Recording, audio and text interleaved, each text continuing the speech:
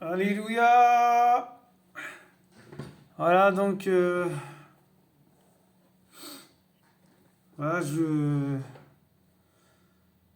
bienvenue sur la chaîne de partisans de Yehoshua, parce que nous sommes tous appelés à être partisans, c'est-à-dire disciples, hein, élèves, étudiants, esclaves d'Elohim, qui s'appelle aussi Yahuwah.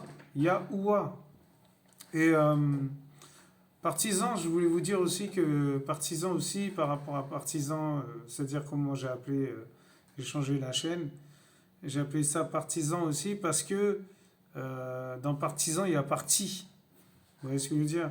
Et, et en fait, on doit faire partie justement du royaume. On doit faire partisan, ça veut dire faire partie du royaume. Partisan, ça veut dire faire partie de Yehoshua Mashiach. Alléluia. C'est pas par hasard que j'ai mis partisan de Yehoshua. Et parce que je suis passé à autre chose, comme je vous ai dit. Et voilà. Et en tant qu'enfant du Seigneur, on doit changer de niveau spirituel, on doit changer de dimension, on doit On ne doit pas stagner, on ne doit pas tourner en rond. Voilà pourquoi ça s'appelle maintenant partisan de Yehoshua aussi, également. Voilà. Et donc, voilà, donc bienvenue aux amoureux et amourettes de l'évangile de Yehoshua Mashiach. C'est-à-dire, voilà, la Torah, le Tanakh, le Testament, enfin, voilà, l'Alliance, la Nouvelle Alliance plutôt. Voilà, et voilà, jusque de Genèse à Apocalypse. Alléluia. Et je suis un petit peu fatigué, mais le Seigneur va m'aider. Il m'a poussé à faire la vidéo, donc je fais la vidéo malgré ma maladie, malgré ma fatigue, parce que je suis très très atteint physiquement, je vous cache pas quoi. Donc voilà, faut être transparent en tant que frère et sœur. Alléluia. Et voilà, je me laisserai conduire par le Seigneur comme d'habitude. Amen. Donc il est 17h55 et on est le samedi 19 mars 2022 en heure locale de France. Amen. Alors comme vous pouvez le constater, vous voyez le décor que j'ai mis. Alors ça veut dire Yahuwah. Vous allez dire mais Yahuwah, pourquoi Yahuwah? Qu'est-ce que c'est Yahuwah? Et c'est vrai que il y a tellement de noms. Le nom personnel du Seigneur, c'est vraiment Yehoshua. C'est-à-dire que si on ne connaît pas, si on ne sait pas qu'il s'appelle Yehoshua, ben, on ne peut pas connaître vraiment son nom. On ne peut pas connaître vraiment sa royauté. Et on ne peut pas aller plus loin avec lui. Ceux qui restent sur Jésus-Christ, et voilà, comme ils disent Dieu, alors que Dieu, c'est pas Dieu. C'est-à-dire que voilà, c'est pas c'est la vraie signification, c'est pas Dieu quoi. Parce que quand on dit c'est le El Gibor, c'est le El Shaddai, c'est le El Elyon, voilà. Mais quand on traduit El, on voit que c'est Elohim, on voit pas que c'est Dieu. Bon voilà, mais c'est pas le sujet quoi. C'est pas le sujet du partage aujourd'hui. Le partage c'est Yahuwah. Pourquoi Yahuwah? Alors je vais vous dire maintenant tout de suite, mais avant de partager, de transmettre ce que le Seigneur m'a enseigné sur Yahuwah, voilà, et ben, je vais remettre ça entre les mains du Seigneur parce que je suis très, très atteint physiquement et je n'ai pas envie de vous induire en erreur. Donc, un conseil, allez vérifier vous-même aussi. Amen. Sans plus tarder, je vais remettre ça entre les mains de notre Papa d'amour, Yehoshua Mashiach, et tout ce qu'il fait est bon. Amen. Il n'y a rien de mauvais. Même quand on est malade, il faut glorifier le Père. Et je veux le glorifier. Père de gloire, je te glorifie, Père, pour ce microbe que j'ai attrapé, ce virus que j'ai eu. Je te remercie parce que malgré ma fatigue, malgré ma faiblesse, malgré que je ne tiens pas sur mes jambes, j'arrive à venir encourager les frères et sœurs encore, partager ta parole. Ça fait un bon moment que je n'étais pas venu, Seigneur, c'est vrai. Et toi-même, tu sais pourquoi. Et je te demande vraiment de prendre le contrôle, de m'aider à parler comme il faut, de m'aider à fortifier mes frères et sœurs, de m'aider à les pousser, à les encourager à venir à toi, les encourager à être encore plus dans ta présence, dans ta bulle, euh, dans le secret, dans l'intimité, Père, et qu'ils sachent que tu t'appelles aussi Yahuwah, et il y a aussi d'autres noms, Seigneur, comme Yahweh, comme Yahamashi, comme Yahousha, comme voilà, il y a tellement de noms, tu as tellement de noms, Seigneur, c'est incroyable. Mais le nom qu'on doit connaître, c'est vraiment le nom personnel. Ton nom personnel, c'est Yehoshua. Mashiach. Mashiach, ça veut dire Messie. Et je remets tout entre tes mains, Seigneur. Aide-moi, Seigneur, à comprendre les Écritures en même temps, à leur partager, à développer aussi certains mots du tétragramme, par exemple. Seigneur, vraiment, merci encore Parce que si je n'avais pas, si tu n'étais pas avec moi, je serais au lit à cette heure-ci. Si tu n'étais pas avec moi, je serais peut-être déjà en enfer. Euh, Pour ce que tu fais, je remercie. Je te remercie encore, papa, pour ce souffle. Je te remercie, même si je n'ai pas dormi de la nuit. Que toute la gloire et l'honneur te reviennent, Seigneur. Ta révérence est digne de gloire et digne d'adoration. Sois adoré, sois glorifié, mon Père, mon Maître, au nom de Yeshua. Alléluia. Amen. Alléluia. Donc, comme vous pouvez le constater, avant j'avais mis un chant et ça parle du même nom en fait. Ça parle de Yahuwah aussi. Et c'est vraiment très beau, même si c'est en hébreu. Ça m'a beaucoup partagé, ça m'a beaucoup euh, transpercé le cœur, ça m'a beaucoup interpellé et ça m'a fait du bien à mon âme. Je sais que ce chant va vous faire du bien. Écoutez-le. Et je mettrai un autre chant aussi après à la fin. Voilà, donc sans plus tarder, nous allons y aller. Nous allons entrer dans dans le vif du sujet. Alors déjà, je voudrais partager quelque chose que j'ai vu aussi qui était assez intéressant, je trouve. Donc on va aller voir tous ensemble. Alors, Yahweh Elohim. Alors, c'est un monsieur sûrement qui a écrit ce texte. Et nous allons voir si vraiment ce qu'il dit est du Seigneur. Parmi les nombreuses questions que pose encore à l'exégète le récit de Gênes 2, 4, je ne sais pas ce que ça veut dire, 24, peut-être Genèse, je ne sais pas. La désignation Yahweh Elohim est l'une des plus énigmatiques. Ce qui fait problème, d'une part, c'est la fréquence même de cette appellation composée dans ces deux chapitres de la Genèse. 20 fois. Waouh, vous vous rendez compte, il est affiché 20 fois le nom d'Elohim. C'est incroyable. Waouh. Enfin, Yahweh Elohim. Waouh, autant pour moi. Il faut aller vérifier, mes frères et sœurs. Hein. Je vous conseille d'aller vérifier. Alors que dans le reste de la Bible, on ne la retrouve que 16 fois, en comptant Jérémie, je sais pas, 10. Exemple fort douteux. D'autre part, la forme grammaticale de l'expression fait aussi difficulté.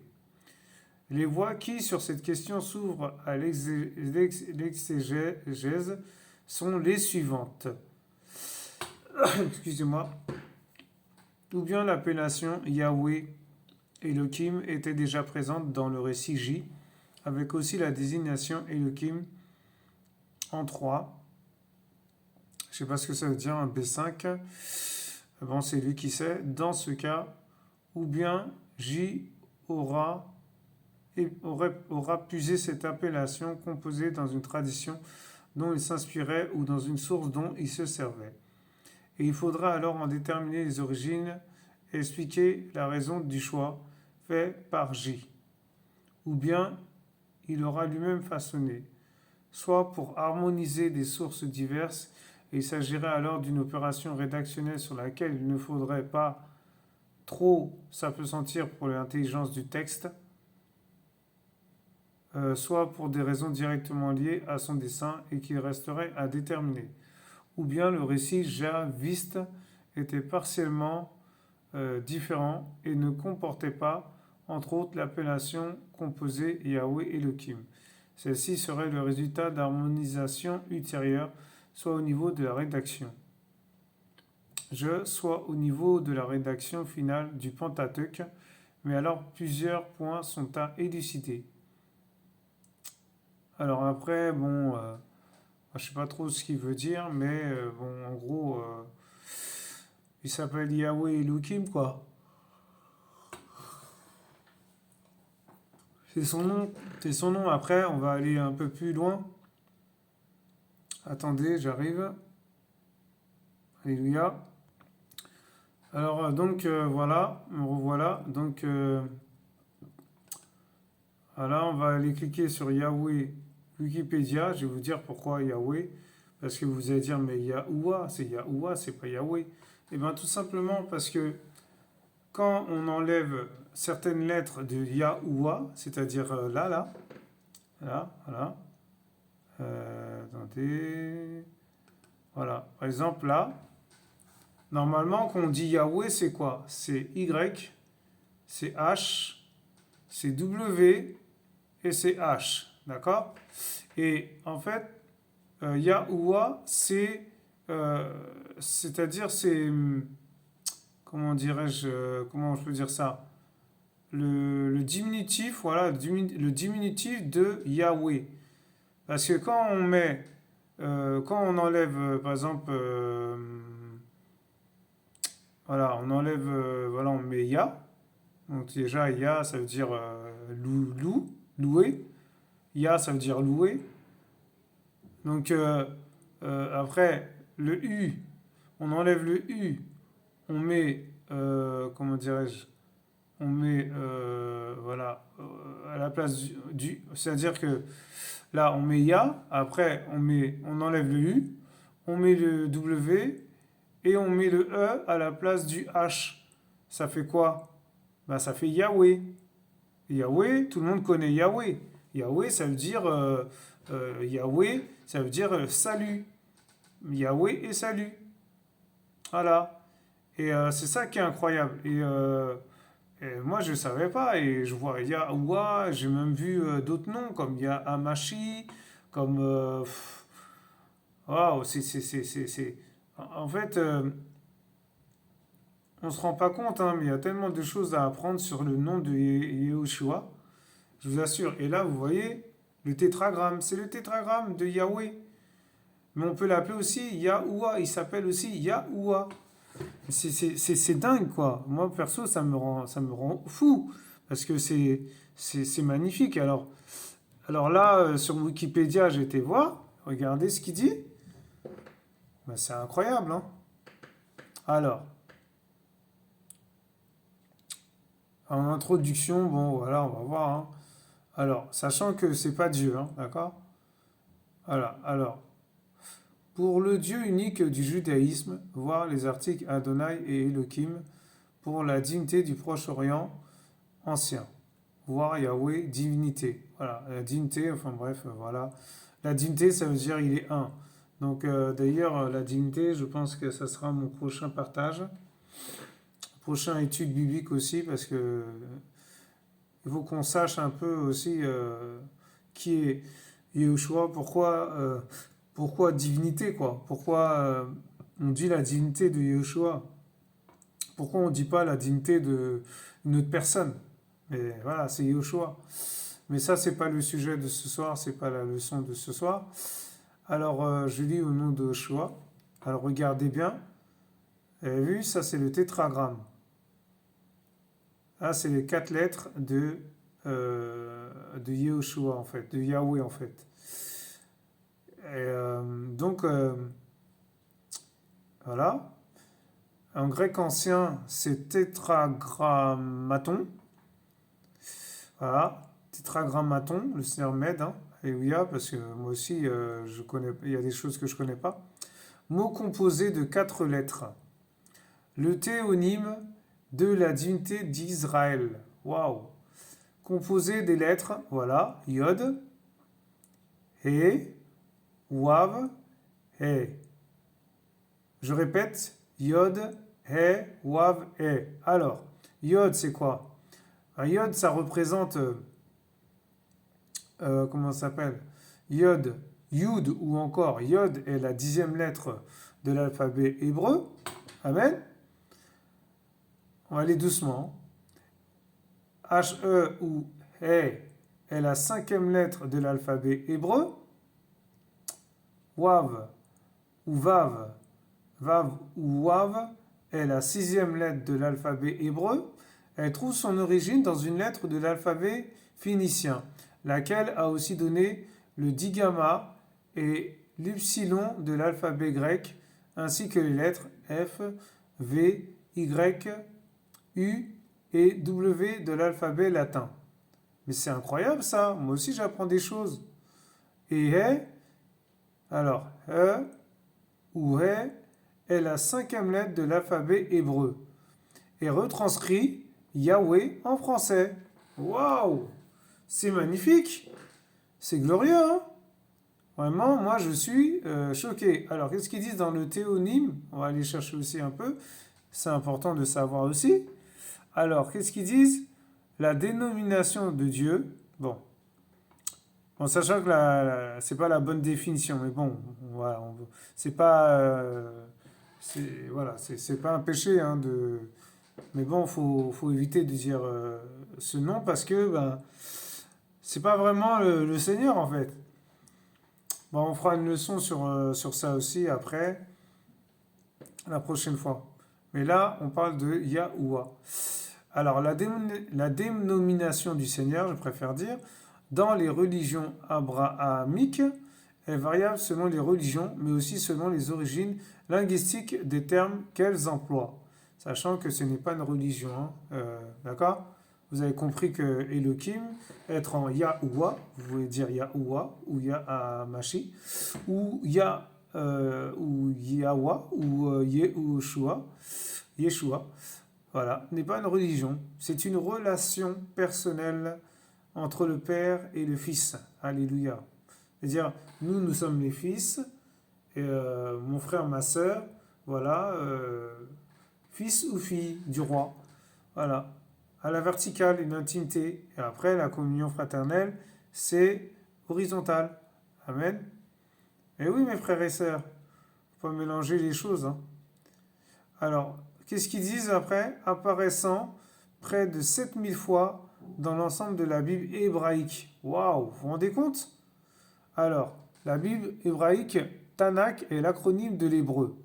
En français, Torah, Nevim, Ketuvim, formé à partir de l'initiale du titre des trois parties constitutives de la Bible hébraïque.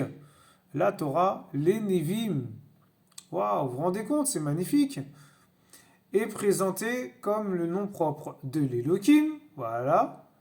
Alors, qu'est-ce qu'ils disent dans Elohim? Le nom Elohim de l'hébreu, voilà, est un terme qu'on traduit généralement par Dieu dans la Torah. Voilà. Mais bon, après, quand on cherche Dieu, on voit que c'est pas vraiment, c'est pas le Dieu véritable, quoi. Voilà. Et donc, voilà. C'est juste voilà, c'est juste une petite indice pour vous faire comprendre que faut pas l'appeler comme ça, comment faut l'appeler, enfin, bon, bref.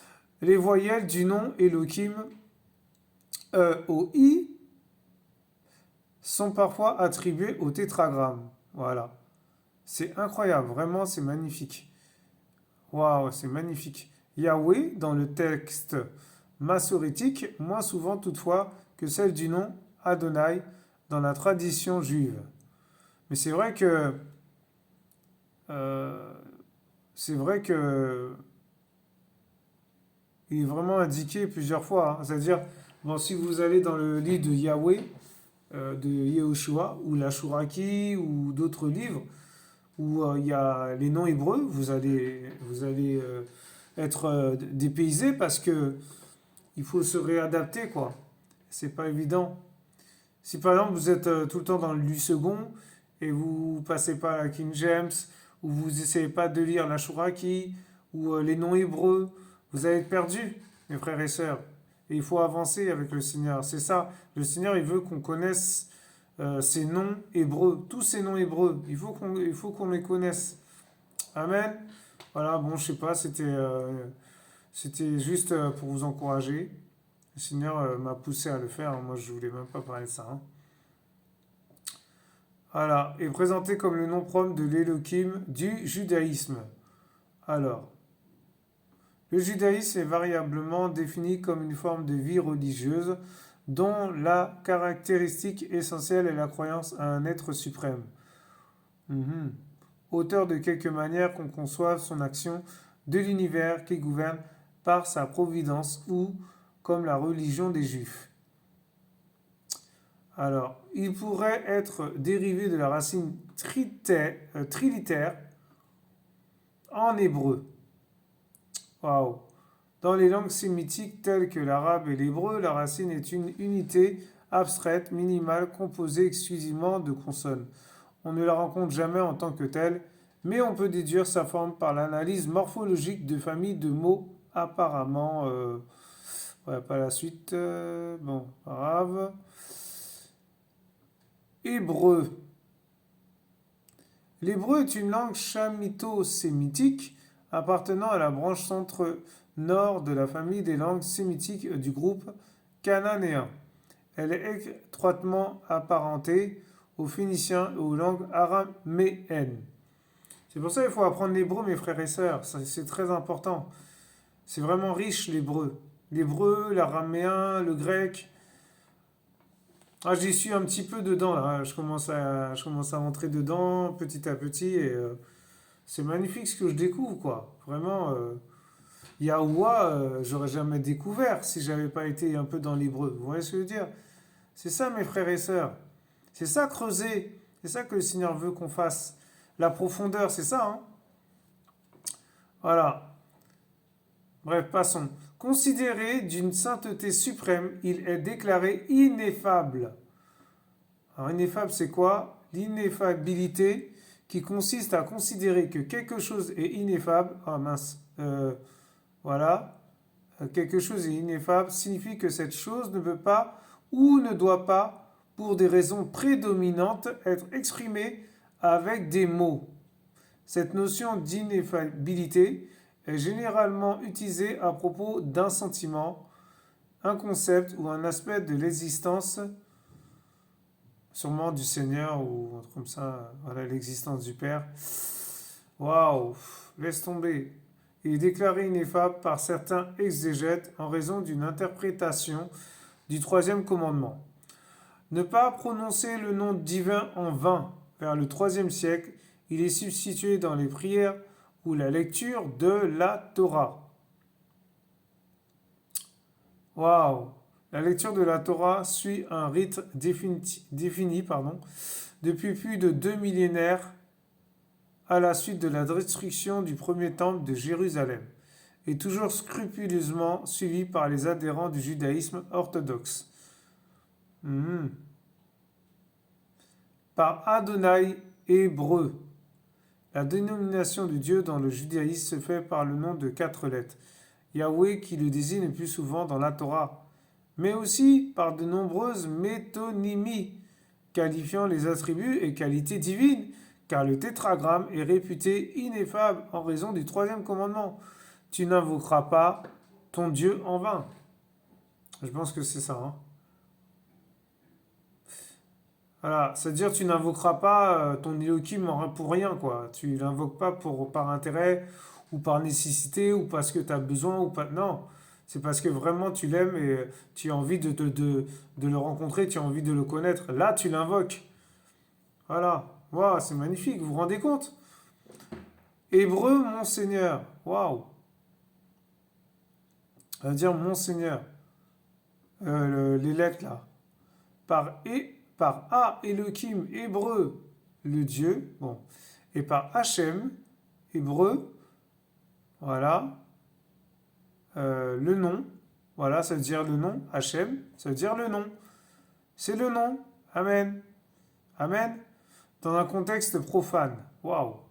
Certaines traditions chrétiennes de la Bible ont parfois transcrit par Yahvé, Yahweh, Jéhovah ou Yehovah depuis la Bible d'Olivetan. Mais ce n'est pas la bonne traduction. Jéhovah, Yehovah, là, c'est pas le Seigneur, il s'appelle pas comme ça. Je vous assure, si vous faites des recherches, vous allez tomber de haut. Hein. Les témoins de Jéhovah, ça vient d'où? Vous voyez ce que je veux dire? Pourquoi ils ont dit témoins de Jéhovah? S'ils ont dit témoins de Jéhovah, c'est que le Seigneur Yehoshua, c'est pas son nom, il s'appelle pas comme ça. Vous vous rendez compte? Mais c'est terrible. Et nous, moi perso, moi le premier, j'étais choqué. Alors la Bible d'Olivetan, c'est quoi? Bible des martyrs ou Bible de Serrières est une traduction de la Bible en français par le calviniste Pierre-Robert Olivetan, publié pour la première fois en 1535 à Neuchâtel. Alors bon, Je ne sais pas si c'est une bonne Bible, mais en tout cas, s'il parle de Jéhovah, il n'a rien compris. Ça, c'est pas vrai. Ça, c'est pas. Le Seigneur ne s'appelle pas comme ça. Voilà. En fait, c'est quelqu'un qui a copié là-dessus. C'est quelqu'un qui a copié là-dessus, et qui était sataniste et qui a créé les témoins de Jéhovah. Bah, les témoins de Jéhovah, ça vient de quelque part, mes frères et sœurs, hein. C'est pas comme ça, c'est venu comme ça. C'est comme l'athéiste, le monothéiste, comment ça s'appelle euh, voilà quoi. Il y a tellement il y a tellement de religions, c'est incroyable. Ah ouais, je vous assure, hein. Voilà, la Rose-Croix, les Rosicruciens, les. Bon, bref. Voilà. Waouh. Vraiment, hein. Voilà, c'est paru en 1535, cette Bible, voilà. Et la plupart des traditions protestantes retiennent le terme l'Éternel. Ça veut dire quoi? Ça veut dire qu'ils ont enlevé l'Éternel. Mais pourquoi? Pourquoi ils ont enlevé l'Éternel? C'est pas normal. L'Éternel des armées, c'est notre Père, c'est lui. Il s'appelle comme ça aussi. Vous vous rendez compte? Ils ont enlevé ça? Mais c'est quoi ça? Donc c'est pas la vraie. Les significations, c'est vraiment pas ça, quoi. Je suis choqué, c'est terrible. On apprend des choses aussi là, hein. Regardez, le protestantisme est l'une des principales branches du christianisme. Et le christianisme, c'est pas la vraie. Comment dirais-je? Le christianisme, ça vient pas du Seigneur. Ça, c'est une religion catholique. Ça vient des orthodoxes et des catholiques. Et c'est pour ça quand les gens ils disent ouais, je suis dans le christianisme, tout ça, ils n'ont pas compris que c'est pas ça qu'il faut dire. S'ils sont vraiment Yehoshua, il faut dire qu'ils sont du royaume céleste, pas du christianisme. Le christianisme, c'est. En fait, c'est comme s'ils avaient copié sur les chrétiens, parce que, voilà, quand on dit chrétien, Christ, il y a Christ, quoi. Un chrétien en Christ. Mais christianisme, si on cherche bien, si on va faire des recherches, je suis quasiment sûr qu'on va tomber de haut. Donc, vraiment, c'est. Ah, je vous assure, hein. Donc, qu'est-ce qu'ils disent? Attendez, c'est où le. Maintenant? Christianisme, c'est où? Alors. Non, c'est pas grave. Euh, alors, voilà, le protestantisme, le christianisme, tout ça, c'est des religions. Et la plupart des traditions, hein, protestantes retiennent le terme l'Éternel. C'est incroyable. Certaines traductions catholiques de la Bible utilisent des vocalisations telles que Yahweh ou Yahvé. Mhm. Ouais, en fait, ils ont mis. Ils se sont dit, ouais, il va y avoir des soupçons, tout ça, donc ils vont quand même mettre Yahweh, Yahvé. Je sais pas s'ils ont mis ça dans l'église catholique, j'en sais rien. Mais bon, moi, personnellement, j'étais catholique avant. Et quand je lisais la Bible, excusez-moi, je voyais pas Yahvé. Je voyais pas Yahweh non plus. Donc, bon, après, je sais pas. Depuis 2001, voilà, l'église catholique préconise de ne plus utiliser de vocalisation, mais d'employer dans les langues vernaculaires un mot équivalent à Dominus, soit en français le Seigneur. Mais c'est quoi cette histoire? C'est n'importe quoi. L'Église catholique ou Sainte Église catholique, apostolique et romaine, voilà, ça vient de Rome, mes frères et sœurs, est l'institution rassemblant l'ensemble des catholiques, c'est-à-dire tous les chrétiens en communion avec le pape et les évêques. Elle est aussi une institution et un clergé organisé de façon hiérarchique. Alléluia. Voilà, mes frères et sœurs. Le clergé, ça ne vient pas du Seigneur. Alors, on va aller voir Dominus, c'est quoi? Dominus est un mot latin signifiant maître, propriétaire, puis plus tard Seigneur. Oh, c'est terrible. C'est terrible, mes frères et sœurs. Vous vous rendez compte? On nous a menti. Vraiment, on nous a vraiment menti. Et donc, qu'est-ce qu'ils disent après? Le nom a 4 lettres dans la Bible. La première occurrence explicite du nom à 4 lettres se trouve en Genèse 2, verset 4. Le premier chapitre emploie Elohim. Le nom apparaît ensuite plus de 1400 fois dans la Torah. Vous vous rendez compte? Plus de 1400 fois? Waouh! Avec 153 occurrences dans le livre de la Genèse, 364 dans le livre de l'Exode, 285 dans le Lévitique, 387 dans le livre des Nombres et 330 dans le Deutéronome. Près de 2700 dans les livres prophétiques et un peu moins de 1300 fois dans les écrits. Waouh! Alors, les 4 consonnes. Voilà, ça c'est intéressant.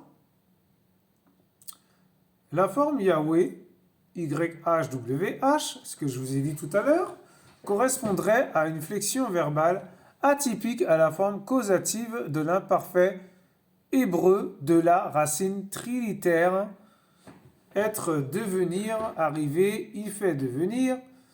Alors, qu'est-ce qu'on voit là-dessus? Qu'est-ce qu'il parle? Dans les langues sémitiques telles que l'arabe et l'hébreu, la racine est une unité abstraite, minimale, composée exclusivement de consonnes. On ne la rencontre jamais en tant que telle, mais on peut déduire sa forme par l'analyse morphologique de familles de mots. Et après la suite.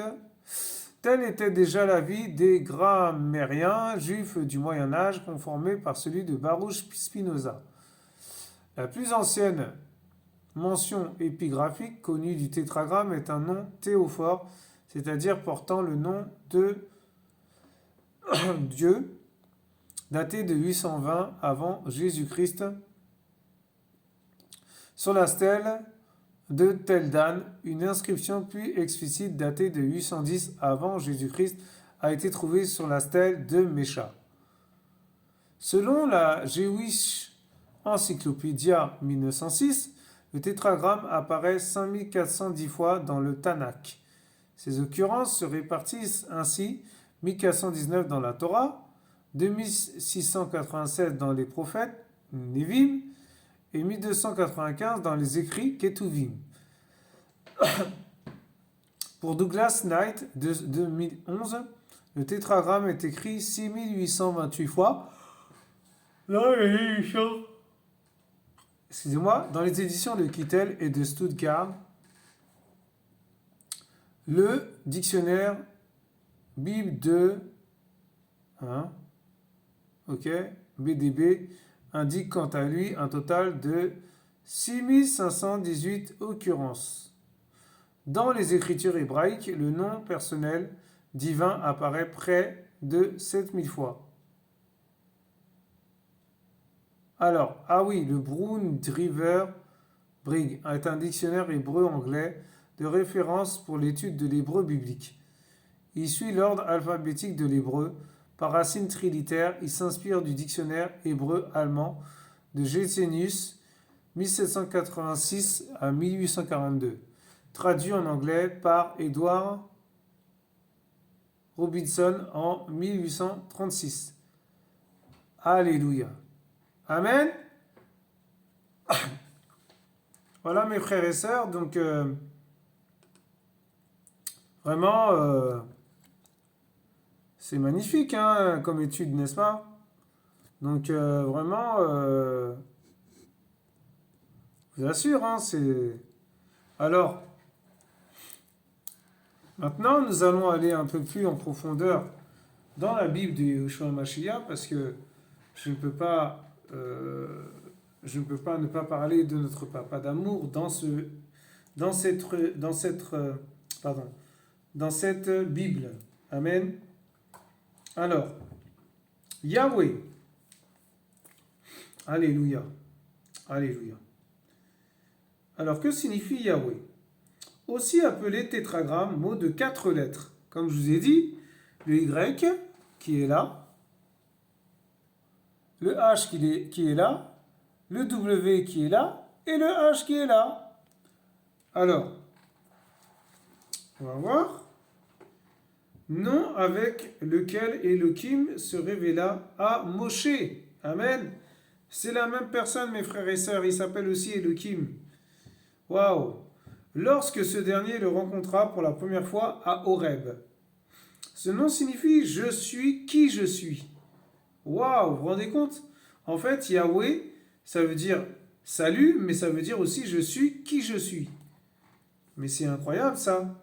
Et souligne le caractère éternel d'Elohim. C'est le caractère éternel d'Elohim. Waouh!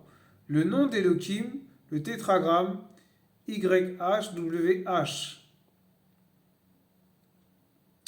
Alors on va aller voir Exode 3, verset 1, 14, parce que c'est vraiment très intéressant. Et comme je vous ai dit, je ne peux pas ne pas parler de Yehoshua dans cette Bible. Amen. Donc là, on a été un peu creusé un peu, et là, on va aller un peu plus en profondeur. Alors, Exode 3, 1, 14. Amen. Exode 3, 1, 14. Waouh. Qu'est-ce qu'on va découvrir là-dessus encore? Que le Seigneur soit béni. Malgré ma fatigue, malgré mes faiblesses, il veut nous parler, il veut nous enseigner que toute la gloire revienne à notre papa, notre amour, l'amour de ma vie. 3, 1, 14. Ah ouais, c'est long. C'est bien 3, 1, 14. Hein. Attendez. Je crois que c'est ça. Hein. Ouais. Exode 3, à partir du verset 1. Alléluia. Alléluia. Or, Moshe fut berger du troupeau de Yitro. Yitro, voilà. C'est-à-dire Jéthro, mais c'est Yitro. Yitro. Son beau-père, prêtre de Madian, il conduisit le troupeau derrière le désert et vint à la montagne d'Elohim à Horeb. Et l'ange de Yahweh lui apparut dans une flamme de feu, du milieu d'un buisson. Il regarda, et voici, le buisson était tout en feu, et le buisson ne se consumait pas. Alors Moshe dit, je me détournerai maintenant, et je regarderai cette grande vision. Pourquoi le buisson ne se consume pas? Et Yahweh vit que Moshe s'était détourné pour regarder. Elohim l'appela du milieu du buisson en disant, Moshe, Moshe. Et il répondit, me voici. Et Elohim dit, n'approche pas d'ici, ôte tes sandales de tes pieds, car le lieu où tu te tiens est une terre sainte. Il dit aussi, je suis l'Elohim de ton père, l'Elohim d'Abraham, l'Elohim de Yitzhak et l'Elohim de Jacob. Waouh! Vous vous rendez compte? Moshe cacha son visage parce qu'il craignait de regarder vers Elohim. Et Yahweh dit, j'ai vu l'affliction de mon peuple qui est en Égypte, et j'ai entendu le cri qu'ils ont poussé à cause de leurs oppresseurs, car je connais leur douleur. C'est pourquoi je suis descendu pour le délivrer de la main des Égyptiens, et pour le faire monter de ce pays jusque dans un pays bon et vaste, un pays où coule le lait et le miel, dans le lieu où sont les Cananéens, les Étiens, les Amoréens, les Phérésiens, les Éviens et les Yébousiens. Maintenant, voici le cri des enfants d'Israël est venu jusqu'à moi, et j'ai vu aussi l'oppression dont les Égyptiens les oppriment. Maintenant donc, viens, et je t'enverrai vers Pharaon, et tu feras sortir mon peuple, les enfants d'Israël, hors d'Égypte. Waouh! Et Moshe répondit à Elohim, qui suis-je, moi, pour aller vers Pharaon et pour faire sortir de l'Égypte les enfants d'Israël? Et Elohim lui dit, va, car je suis avec toi. Et voici quel sera pour toi le signe que c'est moi qui t'envoie. Quand tu auras fait sortir mon peuple d'Égypte, vous servirez Elohim sur cette montagne. Et Moshe dit à Elohim, voici, quand j'irai vers les enfants d'Israël, et que je leur aurai dit, l'Elohim de vos pères m'a envoyé vers vous. S'ils me disent alors, quel est son nom? Que leur dirai-je? Et Elohim dit à Moshe, je suis qui je suis. Eye Asher, Eye ou Aya, Asher Aya, je serai qui je serai. Waouh! Vous vous rendez compte? C'est magnifique. Il dit aussi, tu parleras ainsi aux enfants d'Israël, je suis m'a envoyé vers vous. Je suis m'a envoyé vers vous.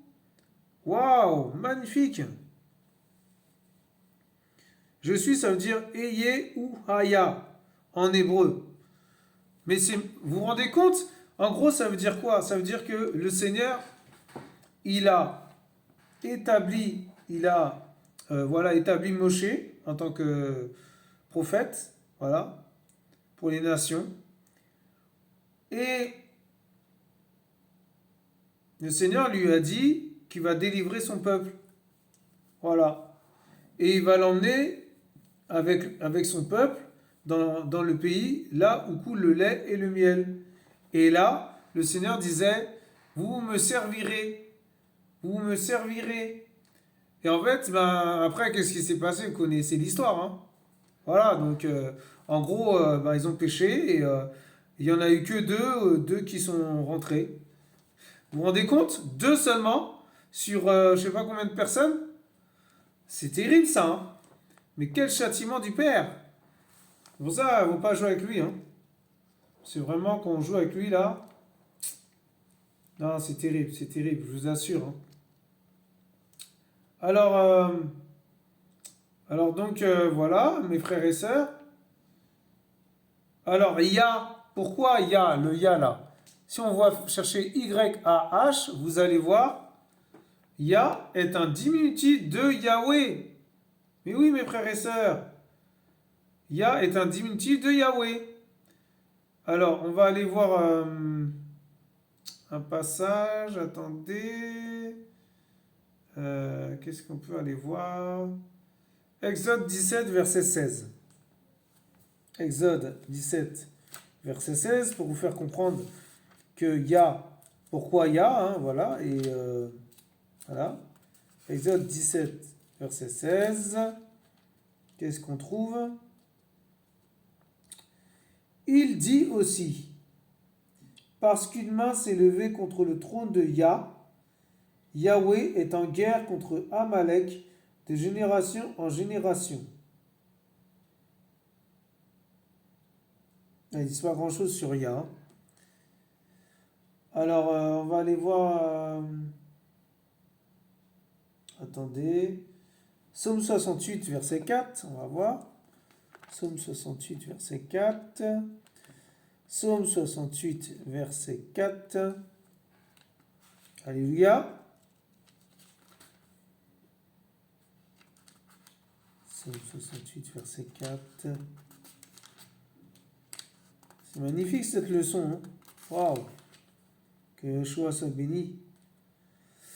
Mais les justes se réjouiront et s'égayeront devant Elohim et tressailleront de joie. Chantez à Elohim, célébrez son nom, exaltez celui qui est monté sur les cieux. Son nom est Yah. Réjouissez-vous dans sa présence. Waouh! Alors si on va chercher Yah, si par exemple on clique sur... voilà, on va aller sur... excusez-moi, sur Google. On va mettre Yah. Voilà, en hébreu, définition. Alors, qu'est-ce qu'on trouve dans Yah? D'accord. Voilà. Magnifique. Yah peut faire référence à Yah, la forme abrégée du nom de Dieu dans la Bible. Bon. Yah est le sigle de... Yah est un code pour la grande... Non, ça n'a rien à voir là. Donc Yah, bon, voilà, en gros, c'est ça. Mais Yah en hébreu, Est-ce que il y a une définition de Yah en hébreu là-dedans ou pas? Non, ils disent pas. Mais bon, Yah ça veut dire louer, hein, je crois. Hein. Attends, Yah en hébreu.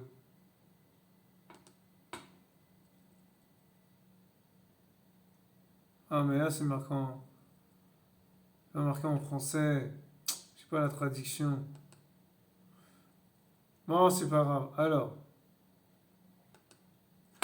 donc vous voyez, donc pour finir, on va aller sur Yehoshua, parce que c'est le nom vraiment qui est au-dessus de tous les autres noms. Et Yehoshua est le nom personnel.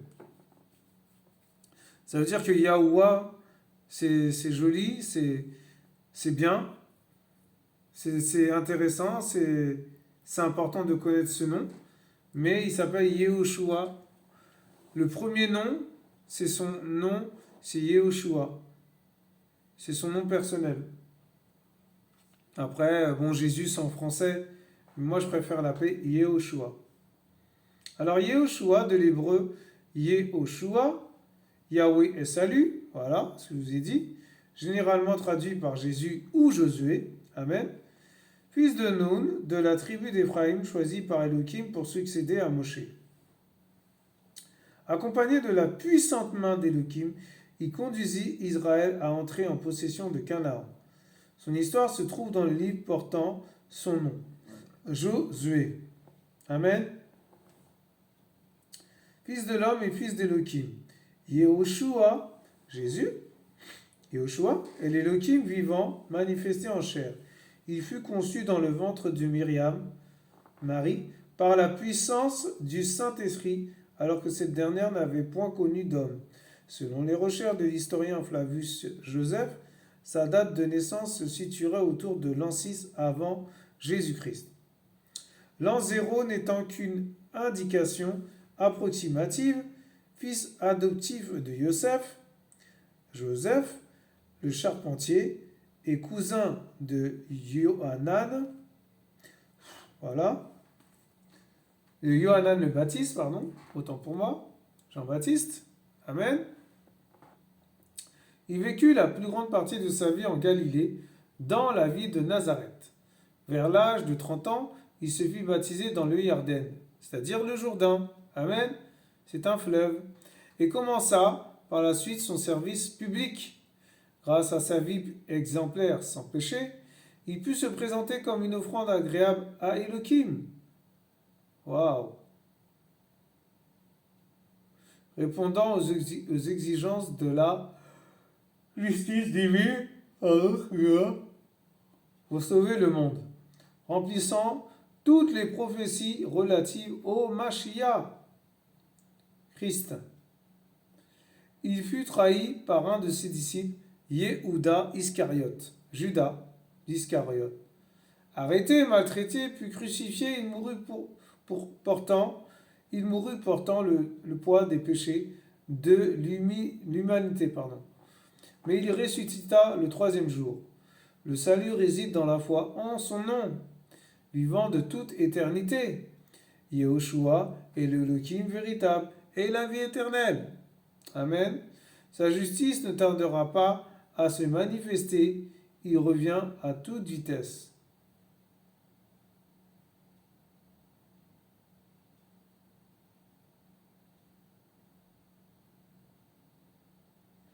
Voilà, mes frères et sœurs. Voilà. Donc, c'est ça. C'est ça, Yehoshua. Il est Yehoshua. Donc, vraiment, je pense que on a fait le tour. Donc, pour finir, on va aller voir Luc 24, 46. Luc 24, 46. Et Lucas 24, 46. Lucas 24, 46. Je dis bien, il faut que je dise bien les mots quand même. Lucas 24, 46. Amen.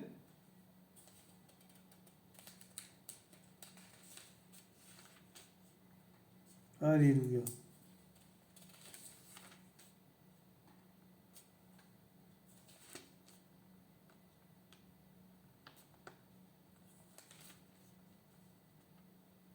Un peu de patience. Voilà. Et il leur dit, il est ainsi écrit, et ainsi il fallait que le Mashiach souffre et qu'il ressuscite des morts le troisième jour, et que la repentance et le pardon des péchés seraient prêchés en son nom à toutes les nations, à commencer par Jérusalem. Et vous êtes témoins de ces choses. Et voici, j'envoie sur vous la promesse de mon Père. Mais vous, restez dans la ville de Jérusalem jusqu'à ce que vous soyez revêtus de la puissance d'en haut. Amen, mes frères et sœurs, amen, amen. Voilà, mes frères et sœurs, donc, lui affaibli, mais le Seigneur a fait ce qu'il voulait faire. Que toute la gloire lui revienne encore. Et pour finir, justement, le tétragramme. Vous savez que le Y, vous savez que la lettre Y, là, cette lettre-là, ça veut dire la main. La main, pourquoi la main? Parce que c'est-à-dire que dans le Ya, quand tu loues le Seigneur, tu lèves la main au ciel. Quand tu loues le Seigneur, tu mets ta main. Quand tu loues le Seigneur, tu peux aussi toucher quelqu'un. Quand tu loues le Seigneur, tu peux imposer les mains. Parce que c'est ça la louange aussi. C'est ça louer le Seigneur. Louer Yahweh, c'est pas seulement chanter. Voilà, dans la louange, il y a plein de choses à faire. Dans la louange, quand vous faites la cuisine, vous louez le Seigneur. Parce que dans la louange, il y a l'obéissance. Waouh! Waouh! Je n'allais même pas sortir ça comme ça. Le Seigneur, il a ouvert. Oh purée, c'est terrible. Ah, c'est pas pour rien quand il dit ouvre ta bouche, je la remplirai légèrement. Le H, c'est la louange. Ça veut dire elle. Ça veut dire la louange. Et le W, c'est le clou. Là où le Seigneur a été transpercé, on l'a crucifié. Son sang a coulé jusqu'aux entrailles de la terre. Son sang a coulé là, et je vous assure, il a souffert. J'imagine même pas le clou, à ce qui paraît, d'après ce que j'ai compris, le clou, il était énorme, mes frères et sœurs. C'est pas un petit clou qu'on met quand on prend un coup de marteau et puis on tape sur le clou. Non, c'est un clou. Je vous assure, les clous là, à l'époque des Romains, mais c'est quoi ces clous? Ça a la taille je sais pas comment dire ça, mais c'est gros quoi, c'est énorme. Allez faire des recherches, vous allez voir, hein. Et c'est terrible, je vous assure, hein. Et enfin, le H, c'est la louange. Donc ça veut dire, dans le tétragramme de Yahweh, il y a le Y, là où on loue le Seigneur, de tout notre cœur, avec nos mains, avec nos... Voilà, on lui obéit aussi en même temps, il y a plein de choses. Le H, waouh, c'est incroyable. Le H, c'est la louange, on le loue, on chante Yahweh, on l'adore, on l'exalte, on l'implore, on s'humilie dans sa présence, comment dirais-je, on le magnifie, on le fait briller, on le vante. Et oui, c'est vanter, il faut le vanter. C'est ça aussi. Le W, c'est le clou, la souffrance, les martyrs, les coups, les... Oh là là là là. Je vous assure, il y a tellement de choses à apprendre là-dessus. Parce que je vous dis, en gros, mais si on va chercher plus loin, on va trouver des choses incroyables, des choses magnifiques, des choses en profondeur, des choses intimes du Seigneur, des choses divines, des choses surnaturelles. Voilà. Et enfin, le H, c'est la louange encore. Ça veut dire qu'on le loue 2 fois. Vous vous rendez compte? Ça veut dire qu'on doit le louer 2 fois. Ben oui, s'il y a 2 H. Et comme les 2 H, ça veut dire la louange, ben ça veut dire qu'on doit le louer 2 fois. Waouh, vous vous rendez compte? Mais ça veut dire deux fois, quand le Seigneur dit deux fois, bon, c'est une façon de dire, mais le louer tant qu'on veut, quoi. Tant qu'on peut, quoi. Tant qu'on a un souffle de vie, voilà. Et je le répète, la louange, c'est pas seulement chanter. Donc, allez faire des recherches, vous allez voir pourquoi je vous ai dit, la louange, c'est pas seulement chanter. Amen. Alléluia. Alléluia. Oh Père, merci. Oh, merci Seigneur pour ce que tu as partagé à travers moi, pour les frères et sœurs. Merci pour ta louange. Merci de ton adoration. Tu es digne de louange, digne de gloire, digne de révérence, digne de puissance, d'être élevé, digne d'être exalté, mon roi. Malgré cette faiblesse que j'avais, papa, tu as quand même ouvert ma bouche et tu l'as remplie légèrement. Père, fais du bien à mes frères et sœurs. Fortifie-les, papa. Fortifie-les dans ce combat. Fortifie-les dans les épreuves qui arrivent prochainement. Oh Père, merci. Merci Yeshua. Voilà, que le Seigneur soit béni, mes frères et sœurs. Je vais aller me reposer parce que je suis vraiment KO. En tout cas, que le Seigneur vous garde. Restez dans le Seigneur, restez avec lui. Maintenant que vous savez qu'il s'appelait aussi Yahuwah, vous pouvez aussi prier dans ce sens, quoi. Vous pouvez aussi l'appeler Yahuwah, ou Yahamashi, ou Yehoshua, ou Yahweh, ou Elohim, ou El Gibor, ou El Elyon, ou El Shaddai, ou El Masha, ou El Gadol, qui va dire El Grand, celui qui est grand. Waouh, vous vous rendez compte? El Mekadishem, celui qui sanctifie. Il y a tellement de choses, il y a tellement de noms, il a tellement de noms, le Père. C'est incroyable. Voilà, donc nous vous aimons dans le nom de Yeshua Mashiach, mes frères et sœurs. Soyez tous encouragés, soyez tous bénis et restez dans sa présence. Nous vous présentons Yehoshua, Yahuwah, Yahweh des armées. Amen. En tout cas, soyez tous encouragés. Vous étiez sur la chaîne des partisans de Yehoshua. À bientôt quand le Seigneur permettra.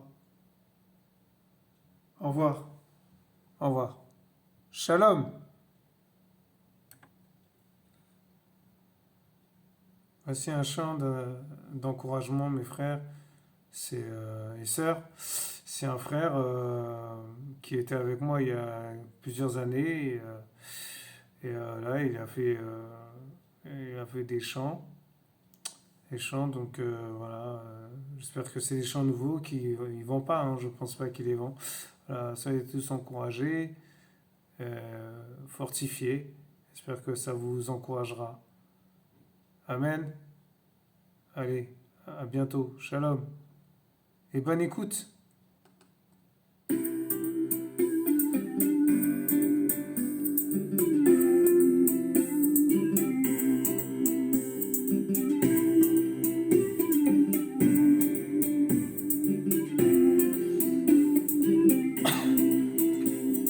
Tu combats pour moi, pour que mon âme demeure tranquille et me délivre de ceux qui complotent chaque nuit pour me détruire. C'est dans mes faiblesses que je peux voir ta puissance se manifester. Ô Dieu de mon salut, prosterné de grâce agis. L'Éternel est celui qui marche devant moi. Il sera lui-même avec moi. L'Éternel est celui qui marche devant moi. Il sera lui-même avec moi. Il ne me délaisse ni ne m'abandonne. Je n'ai aucune crainte à avoir. Il ne me délaisse ni ne m'abandonne. Je ne suis point effrayé. Il me fera